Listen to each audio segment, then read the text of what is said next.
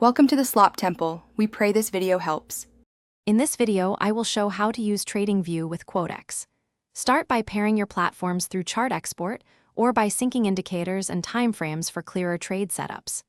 Next, choose a clean chart layout and save it as a template so you can reproduce setups quickly. Make sure alerts are enabled on TradingView and test signal delivery to Quotex using a demo account before trading live. Open your preferred TradingView layout and add trend lines, support, and resistance zones for quick decision points. Use moving averages and RSI together to confirm entries and exits and set alert conditions that match your criteria. Keep your chart uncluttered so signals stand out, and save indicator presets to speed up setup. Practice spotting setups in a demo environment until your pattern recognition becomes consistent and reliable. Quick recommendation: if you enjoy reading trading guides or reviewing strategy notes on the move, the Kindle Paperwhite is excellent for crisp, glare-free reading and long battery life.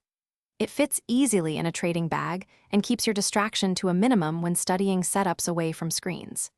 If you find this helpful, please subscribe and like, and check the description for the link and other deals. Now let's get back to the video.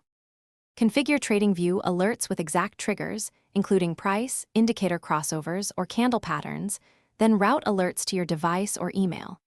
On Quotex, practice executing trades in demo mode so you learn order types and timing based on alerts.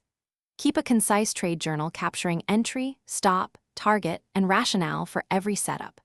Reviewing this history regularly helps refine your rules and reduces impulsive decisions during live trading. Thanks for watching. Consider subscribing if we helped you.